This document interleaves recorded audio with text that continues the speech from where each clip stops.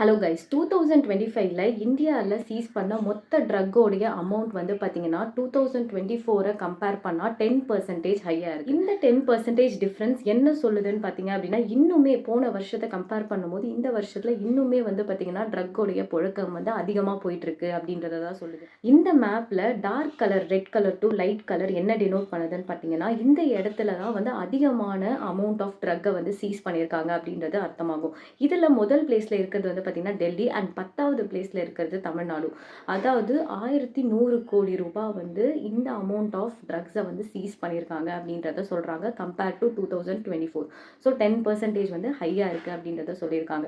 நான் ஏன் இதெல்லாம் பேசுகிறேன் அப்படின்னா வருஷம் வருஷம் இந்த கவுண்ட் அதிகமாகிட்டே தான் இருக்குது. இதுக்கான பிரச்சனையும் தீர்வாகிற மாதிரியுமே தெரியல. நேற்று சென்னையிலேருந்து திருப்பதிக்கு போகிற ஒரு ட்ரெயினில் ஒரு இளைஞரை தாக்கியிருக்காங்க. இந்த பசங்க வந்து பார்த்திங்கன்னா 4 பசங்க அந்த பையனை போட்டு கத்தியால் சரமாரியாக இது பண்ணியிருக்காங்க. இப்போ அவங்க வந்து சிறையில் இருக்காங்க. பட் இவங்க பண்ணுறதுக்கு பின்னாடி இருந்த ஒரு பெரிய விஷயம் என்னன்னு பார்த்தீங்க அப்படின்னா கண்டிப்பாக போதைப் பொருள் தான்.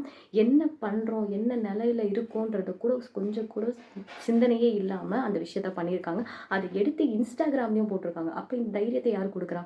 அந்த விஷயம் எப்படி அவங்களுக்கு அவ்வளோ புழக்கமாக அந்த கையில் வந்துச்சு? ஏதோ போய் சாக்லேட் வாங்கிட்டு வர மாதிரி வாங்கிட்டு வந்து அதை யூஸ் பண்ணியிருக்காங்க.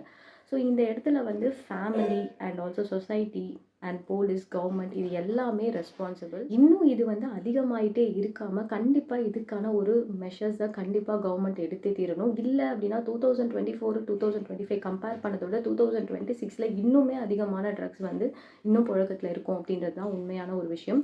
இதை பற்றி நீங்கள் என்ன நினைக்கிறீங்க அப்படின்றத மறக்காமல் காமெண்ட்ஸில் சொல்லுங்கள். இந்த வீடியோ பிடிச்சிருந்துச்சுன்னா வினி ஸ்பாட்ஸை ஃபாலோ பண்ணிக்கோங்க.